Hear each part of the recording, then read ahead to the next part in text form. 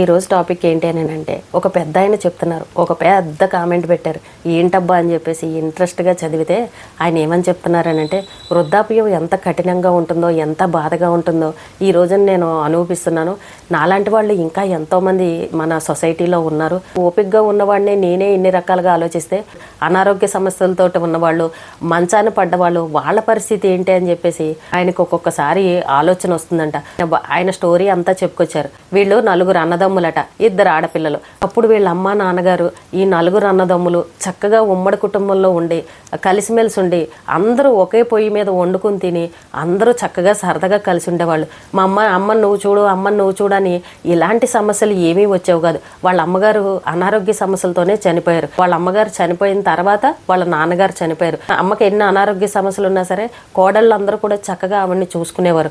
అయితే వాళ్ళ తమ్ముళ్ళు అస్తమానం అంటూ ఉండేవారంట, సరదాగా జోకులు వేసుకుంటూ, ఒరే నీకేంట్రా, నీకు 2 కొడుకులు ఉన్నారా, మా అందరికీ ఆడపిల్లలు ఉన్నారు, ఆడపిల్లలు పెళ్ళిళ్ళు అయిపోతే వాళ్ళు ఎక్కడ దారిని వాళ్ళు వెళ్ళిపోతారు, మేమే ఇబ్బందులు పడేది, మా ఇంట్లో అసలు మనుషులు ఎవరు ఉండరు, పెళ్ళిళ్ళు చేసుకుని అత్తారిళ్ళకి వెళ్ళిపోతారు, నీ చక్కగా నీకు 2 కొడుకులు ఉన్నారు, నీ కోడళ్ళు నీతోనే ఉంటారు, నీ కొడుకులు చక్కగా నిన్ను చూసుకుంటారని ఇలా వెటకారంగా వేళకోళంగా మాట్లాడుకుంటూ ఉండేవారు. అప్పుడు అనుకునేవారంటే ఈయన, నేను గర్వంగా ఫీల్ అయ్యేవాడిని, నాకేంటి రాజాలాంటి నా కొడుకులు 2 ఉన్నారు, నన్ను వదిలిపెట్టి ఎక్కడికి వెళ్ళరు, నన్ను బాగా చూసుకుంటారు, ఆడపిల్లలు అయితే అత్తారిళ్ళకి వెళ్ళిపోతారు కదా, అప్పుడు నేను కూడా ఇలాగే సంతోషపడేవాడిని, నాకు 2 కొడుకులు ఉన్నారని. చిన్నగా స్కూళ్ళల్లో చదువుకున్నంతసేపు కూడా మా దగ్గర ఉన్నారు.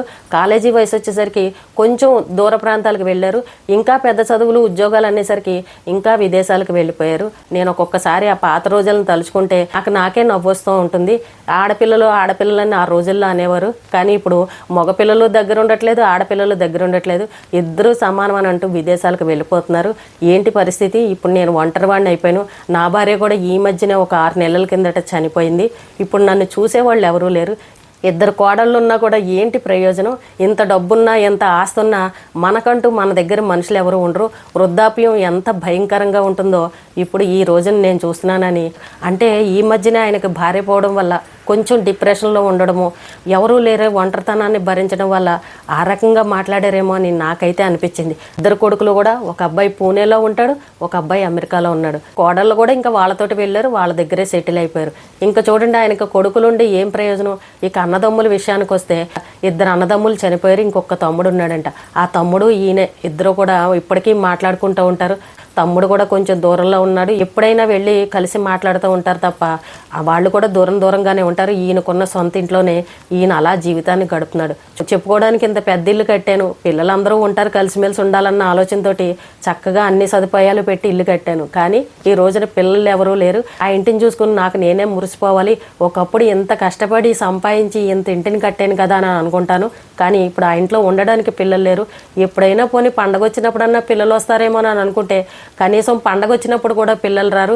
ఇప్పుడు ప్రతి సంవత్సరం సంక్రాంతి వచ్చినప్పుడు నాకు అనిపిస్తూ ఉంటుంది, అందరిళ్ళకి ఎక్కడెక్కడో దూర ప్రాంతాల నుండి పిల్లలు వచ్చి వెళ్తూ ఉంటారు, కానీ మా ఇంటికి మాత్రం ఏ పిల్లలు రారు. ఇంటి ముందు ముగ్గు వేయాలని అంటే నేను పని అమ్మాయి చేత వేయించాల్సిన పరిస్థితి తప్ప మా కోడలు వచ్చి అక్కడ తుడిచి ముగ్గు వేసే పరిస్థితి అయితే ఈ ఇంట్లో కనిపించట్లేదు.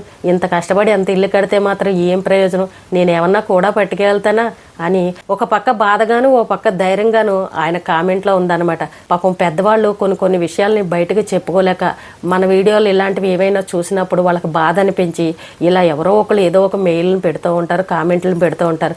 అవి చూసినప్పుడు మనసుకి నిజంగానే కదా, ఎంత ఆస్తున్నా సరే ఈ రోజున వృద్ధాప్యం ఎంత కఠినంగా అయిపోయింది. ఇంకా ఆయన ఇంకొక మాట ఏం చెప్తున్నారనంటే, ఇప్పుడు నేను రాత్రి పడుకుంటాను, తెల్లారేసరికి నేను లేస్తానో లేదో నాకు తెలీదు, నేను ఉన్నానా చనిపోయాన్ని ఎవరు వచ్చి చూస్తారని ఆయన ఆ ప్రశ్న అడుగుతున్నారు. నిజంగా ఆ మాట ఎంత బాధగా అనిపించిందండి. ఎవరికైనా అంతే కదా. ఇప్పుడు వృద్ధాప్యంలో ఉన్నవాళ్ళు పడుకున్నారని అంటే నిద్దట్లో ఏం జరుగుతుందో తెలీదు, తెల్లారి లేస్తారో లేదో తెలీదు, అనారోగ్య సమస్యలు ఉంటే రాత్రి ఏం జరిగిందో తెలీదు. ఒంటరిగా అలా పడుకోవాలని అంటే ఎంత ఇబ్బందికరంగా ఉంటుంది. ఎంత మనం పని వాళ్ళని పెట్టుకున్నా వాళ్ళు వస్తారు, చేస్తారు, వెళ్ళిపోతారు, కానీ మనతోటైతే ఉండరు కదా. కానీ ఆయన ఆ మాటను కూడా చెప్పారు. ఆయన కామెంట్ చూస్తే నాకు అనిపించింది, ఈ మధ్య భార్య చనిపోయింది కాబట్టి పాపం ఇవన్నీ ఆలోచించుకుని ఆయన ఒక రకమైన డిప్రెషన్లోకి వెళ్ళిపోయారేమో, అందుకే ఆయన మాటలు ఇలా ఉన్నాయని నాకైతే అనిపించింది. అప్పటి కాలంలో అప్పటి ఉమ్మడి కుటుంబాలు ఇప్పుడున్న పరిస్థితులు ఎంత దారుణంగా మారిపోయాయి చూడండి. టెక్నాలజీ పెరిగింది, పిల్లల చదువులనంటూ తల్లిదండ్రులు వదిలేసి విదేశాలకు వెళ్ళిపోతున్నారు. కానీ ఇక్కడ ఈ పెద్దవాళ్ళని చూసే పరిస్థితి లేదు. ఇప్పుడు ఈయన పిల్లల్ని అందరి పిల్లల్లాగానే గవర్నమెంట్ స్కూల్లో చదివించి చక్కగా కాలేజీలు అలా అలా చదువుకుంటూ వెళ్ళారు.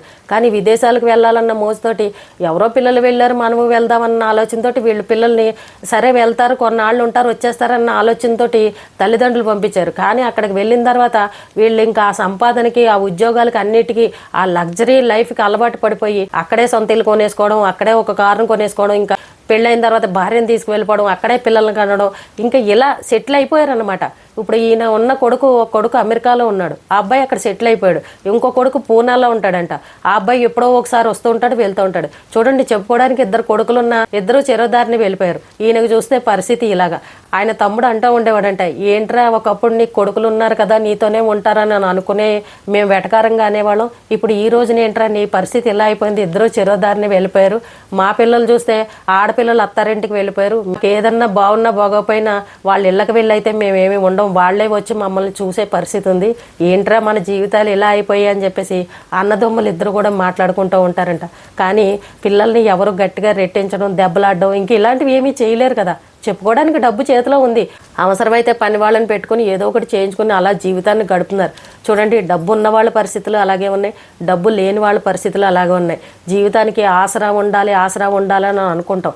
ఆసరా అంటే ఏంటి? డబ్బుతో పాటు ఒక మనిషి సాయం కూడా ఉండాలి. ఒక వయసు వచ్చిన తర్వాత వాళ్ళ పనులు వాళ్ళు చేసుకోలేని పరిస్థితి, దానికోసమే పెద్దవాళ్ళు తాపత్రయపడుతూ ఉంటారు. కానీ ఈ కాలంలో ఎంతమంది పిల్లలు పాపం తల్లిదండ్రులు వదిలేసి వెళ్ళిపోతున్నారో మనం చూస్తూనే ఉన్నాం. ఒక్కోసారి వృద్ధాశ్రమాలను చూసి మనం తిడుతూ ఉంటాం, కానీ ఇన్ని వృద్ధాశ్రమాలు ఈ రోజున వచ్చేసాయి, తల్లిదండ్రుల్ని చూడట్లేదు, వృద్ధాశ్రమంలో పాడేశారు అని మనం చెప్పుకుంటాం. కానీ ఆ వృద్ధాశ్రమాలు కూడా లేకపోతే అసలు తల్లిదండ్రుల పరిస్థితి ఏంటి? ఆ వృద్ధాశ్రమం ఉండబట్టే ఏదో ఒకటి డబ్బులు కట్టడమో, లేదంటే వీళ్ళ దగ్గర ఉన్న డబ్బులు కట్టో అలాంటి వాళ్ళ దగ్గరికి వెళ్ళి ఉంటున్నారు కదా. నిద్దట్లో ప్రాణం పోయినా, గమ్మున మంచినీళ్ళు కావాలన్నా, గమ్ముని ఏ దగ్గొచ్చినా తుమ్మొచ్చినా ఆ చూసేవాళ్ళు కనీసం ఆ వృద్ధాశ్రమంలో ఉన్నవాళ్ళు చూసుకుంటారు. ఎవరూ లేకుండా ఒంటరిగా ఇంట్లో ఉంటే మరి అక్కడ పరిస్థితులు ఏంటి? ఇవన్నీ నిజంగా ఎవరన్నా చెప్పినప్పుడు ఇవన్నీ ఆలోచిస్తుంటే నిజమే కదా, వృద్ధాశ్రమం ఉండడం కూడా ఒక అందుకు మంచిదే కదా అని అనిపిస్తూ ఉంటుంది. చాలామంది మరి విదేశాలకు వెళ్ళిన వాళ్ళు తల్లిదండ్రుల్ని వృద్ధాశ్రమాల్లో పెడుతున్నారని అంటే ఒక ధైర్యం కోసమే వెళ్తున్నారు. మళ్ళాంటి వాళ్ళే అక్కడ అందరూ ఉంటారు చుట్టూరు. మనం డబ్బులు పెట్టామనంటే అక్కడ డాక్టర్ ఉంటారు, మెడిసిన్స్ ఇస్తారు, సమయానికి మనకి ఏది కావాలో అది ఫుడ్ అంతా దొరుకుతుంది. డబ్బులు పోతే పోయే, ఇంట్లో తినే ఖర్చునే అక్కడ పెట్టుకుంటామని అన్నట్టు చాలామంది వెళ్ళిన వాళ్ళు కూడా ఉన్నారు. కానీ సొంత ఇల్లు వదిలిపెట్టను, నేను కష్టపడి కట్టుకున్నాను, నా ప్రాణం పోతే ఈ ఇంట్లోనే పోవాలని ఇలా పట్టుదలగా ఆ ఇంటి మీద భ్రమను పెట్టేసుకొని ఆ ఇంట్లో పెరిగిన విధానం ఇవన్నీ గుర్తుపెట్టుకొని కొంతమంది వృద్ధాశ్రమాలకు వెళ్లకుండా అలాగే ఇళ్లలో ఉన్న వాళ్ళు ఉన్నారు. ఏది ఏమైనా అండి, వృద్ధాప్యం అని అంటే కఠినతరంగానే మారింది. నిజంగా సడన్గా ఒక్కొక్కసారి ఇలాంటి వాళ్ళ మాటలన్నీ వింటుంటే సడన్గా ఏ హార్ట్ అటాక్ వచ్చి పోయిన వాళ్ళు నిజంగా వాళ్ళు అదృష్టవంతులని అనిపిస్తూ ఉంటుంది. ఎందుకంటే ఒకరి చేత చేయించుకోరు, పిల్లలు చూడలేదని అన్న బాధ లేదు, ఎటువంటి అనారోగ్య సమస్యలు పడరు, మంచాన పడరు, ఏ బాధ భరించకుండా సడన్గా పోయిన వాళ్ళని చూస్తే నిజంగా దేవుడు మంచి పని చేశాడబ్బా, ఎవరి చేత ఇలాగ చేయించుకోలేదు, ఎవరి చేత ఒక గ్లాస్ మంచినీళ్ళు కూడా తీసుకోలేదు, ఈయన ఎంత అదృష్టవంతుడు అని ఈ రోజున అనిపిస్తుంది. ఒక్కొక్కరు వాళ్ళు అనుభవించే బాధను చెప్తుంటే చాలా బాధ అనిపిస్తుంది. అంటే ఎంత డబ్బున్నా, ఎన్ని ఆస్తులున్నా సరే మన వాళ్ళు, మన పిల్లలు దగ్గర లేరే అని తల్లిదండ్రులు పిల్లల కోసమే ఆలోచిస్తూ ఉంటారు. పాపం ఆయన చెప్తుంటే పాపం బాధ అనిపించింది. ఈయన ఏదో పాపం డిప్రెషన్లో ఉన్నారు, అటు భార్య లేరు, ఒంటరిగా ఉన్నారు, పిల్లలు చూస్తే ఎక్కడో ఉన్నారు, ఇంకా ఏవో కుటుంబ సమస్యలు ఏవైనా ఉండొచ్చు, అనారోగ్య సమస్యలు ఉండొచ్చు, అందుకే ఆయన అలాగ అన్నారు అని నాకైతే అనిపించింది. కానీ ఏది ఏమైనా కానండి, పిల్లలకి ఈ రోజుల్లో తల్లిదండ్రులను చూడడం సాధ్యం కావట్లేదు. అన్నీ ఉన్నా సరే పిల్లలు నా దగ్గర లేరే అని పాపం వాళ్ళు బాధపడుతున్నారు. ఏదో ఒకటి ఆలోచించి తల్లిదండ్రులను బాధ పెట్టకుండా చూసుకోవాలని నేనైతే మనస్ఫూర్తిగా కోరుకుంటున్నాను. మళ్ళీ మరొక మంచి వీడియోతో మళ్ళీ కలుద్దాం.